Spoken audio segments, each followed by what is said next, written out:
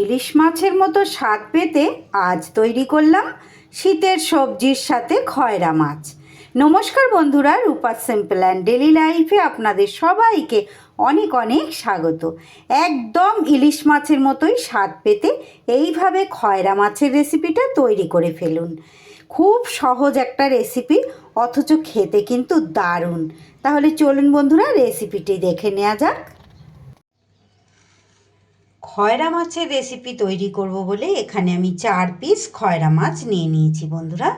এই মাছটা একটু কাঁটা বেশি হলেও ইলিশ মাছের মতো কিন্তু এর স্বাদ দারুণ সুন্দর, দারুণ লোভনীয় স্বাদ। যারা খেয়েছেন তারা তো জানেন। এই খয়রা মাছকেই আজকে আমি একটু সবজির সাথে রান্না করব। এর মধ্যে দিয়ে দেব বেশ কিছুটা পেঁয়াজ কলি আমি কেটে নিয়েছি, আর একটা টমেটো নিয়ে নিয়েছি, অর্ধেকটা বেগুনকে আমি লম্বা করে কেটে নিয়েছি, আর নিয়েছি এখানে 5-6টা শিমটাকেও আমি ওইভাবে দুফালি করে কেটে নিয়েছি, আর তারই সাথে একটা বেশ বড় সাইজের আলু, সেটাকেও আমি লম্বা করে কেটে ধুয়ে সব পরিষ্কার করে নিয়েছি। সবার প্রথমে আমি মাছগুলোকে একটু নুন হলুদ মাখিয়ে নেব। মাছগুলোকে অফ ক্যামেরায় আমি খুব সুন্দর করে নুন আর হলুদ মাখিয়ে নিয়েছি। এইবার গ্যাসে আমি একটা কড়াই বসিয়ে কড়াইতে দিয়ে দিচ্ছি সর্ষের তেল। আজকে রেসিপিটা আমি সর্ষের তেলেই করব। তেল একদম এইভাবে ধোঁয়া ওঠা গরম হয়ে গেলে ভালো করে তেলটা একটু কড়াইয়ের মধ্যে এইভাবে ছড়িয়ে দিয়ে এবার আমি মাছগুলো এক এক করে দিয়ে ভেজে নেব।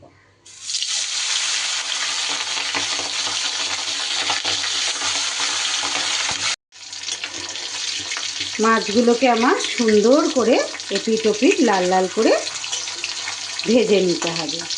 মাছগুলো ভাজার সময়ও কিন্তু একদম ইলিশ মাছের মতোই ফ্লেভার আসছে।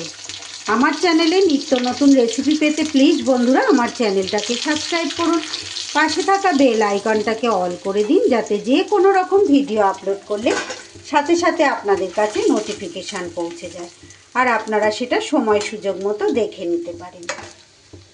মাছ দুটো আমার ভাজা হয়ে গেছে, এবার বাকি মাছ দুটো আমি দিয়ে দেব।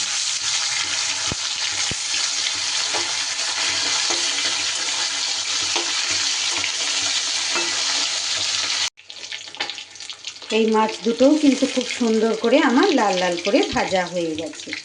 এই দুটোকেও আমি এবার তুলে নেব।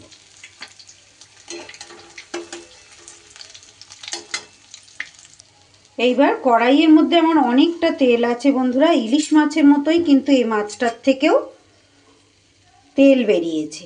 এতটা তেল কিন্তু আমি ভাজার সময় দিইনি।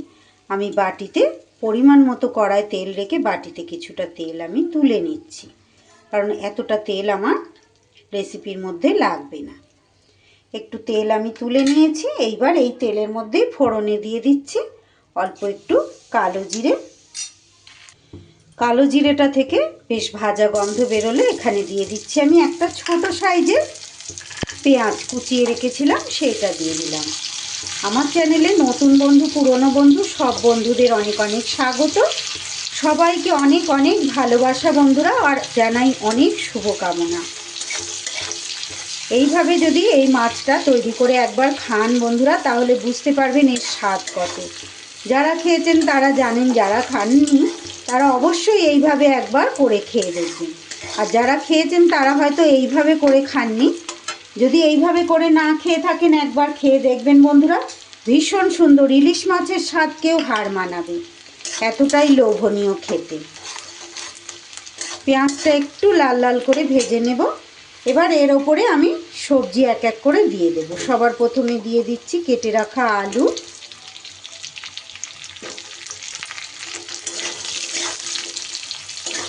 আলুটা দিয়ে একটু নাড়াচাড়া করে নিয়ে, খুব মচমচে করে তো ভাজার দরকার নেই, জাস্ট কাঁচা গন্ধটা যাওয়ার জন্য আলুটা নেড়ে চেড়ে নিয়ে দিয়ে দিচ্ছি শিম, তারই সাথে দিয়ে দিচ্ছি পেঁয়াজ কলিগুলো।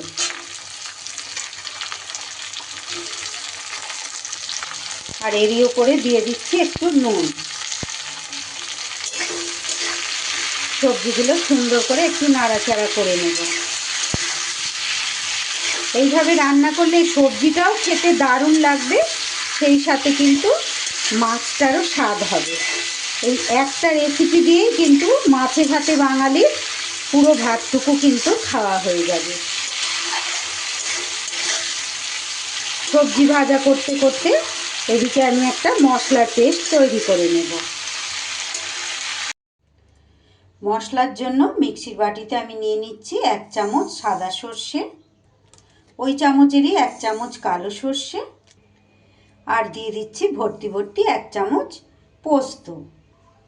এটা শুকনো অবস্থায় আগে গুঁড়ো করে নেব। এবার এর মধ্যে দিয়ে দেব 2টো কাঁচা লঙ্কা আর অল্প পরিমাণ জল দিয়ে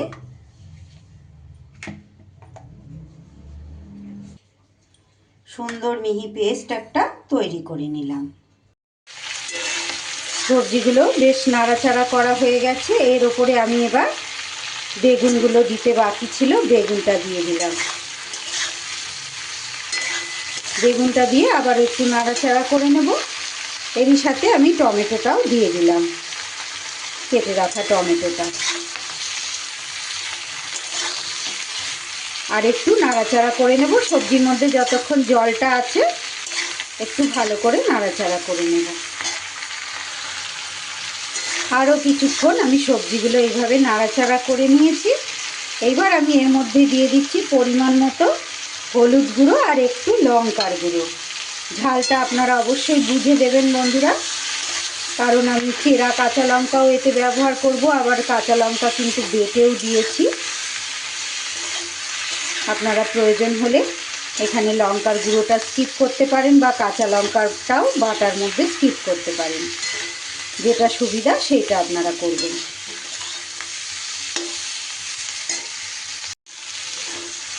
সুন্দর করে সবজির মধ্যে আমার সব কিছু ভালো করে নাড়াচাড়া হয়ে গেছে। আমার আজকের রেসিপিটা যদি আপনাদের ভালো লাগে প্লিজ বন্ধুরা একটা লাইক করে দেবেন, ছোট্ট একটা কমেন্টের মাধ্যমে জানিয়ে যেতে ভুলবেন না যে আজকের এই লোভনীয় মাছের রেসিপিটি আপনাদের কেমন লাগলো। ভালো লাগলে অবশ্যই বাড়িতে ট্রাই করবেন আর একটু বেশি বেশি করে বন্ধুবান্ধবের মাঝে শেয়ার করে দেবেন। এইবার আমি বেটে রাখা মশলাটা দিয়ে দেব।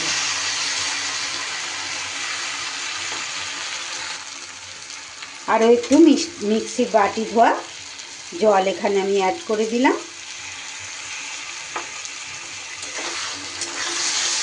দিয়ে একটু ভালো করে মিশিয়ে নেব। ভীষণ সুন্দর এই মাছের স্বাদ বন্ধুরা, দারুণ সুন্দর স্বাদ, একদম ইলিশ মাছের মতো খেতে। কিন্তু ইলিশ মাছের মতো তো আর এর দাম নয়, এই মাছটার দামও কিন্তু বেশি না। দারুণ টেস্ট খেতে। ইলিশ মাছে যেমন কাঁটা, এই মাছেও একটু কাঁটা আছে, কিন্তু খেতে দুর্দান্ত স্বাদ। সুন্দর করে মশলা আমার কষানো হয়ে গেছে। যেহেতু সর্ষে পোস্ত বেশি কষাবার তো দরকার নেই, মশলা আর সবজি থেকে কিন্তু আমার তেল ছেড়ে দিয়েছে। এইবার আমি এই পর্যায়ে দিয়ে দিচ্ছি জল। খুব ঝোল তো এটা হবে না, একদম গা মাখা মাখা হবে। সবজিগুলো সিদ্ধ হওয়ার মতো জল আমি দেব, আর একটু লাগবে, আর একটু জল অ্যাড করে দিলাম। এবার ঢাকা চাপা দিয়ে সিদ্ধ হতে দেব। কাঁচা লঙ্কা দুটো আমি এই পর্যায়ে দিয়ে দিলাম। 3 থেকে 4 মিনিট পর ঢাকা খুলে এবার দেখে নেব সবজি আমার সিদ্ধ হয়েছে কিনা। সুন্দর করে আমার কিন্তু আলু সবজি সব সিদ্ধ হয়ে গেছে।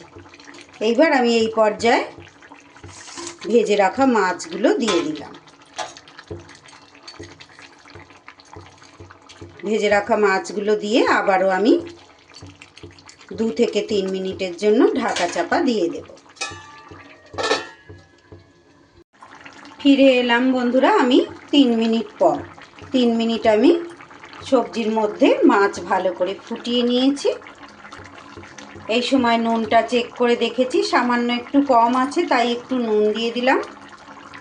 আর সব শেষে দিয়ে দেব একটু কাঁচা সর্ষের তেল, একদম ইলিশ মাছের মতো। ইলিশ মাছে যেমন আমরা কাঁচা সর্ষের তেল একটু ব্যবহার করি, এইবার নুন আর তেলটাকে একটু ভালো করে মিশিয়ে আমি ঢেকে দেব।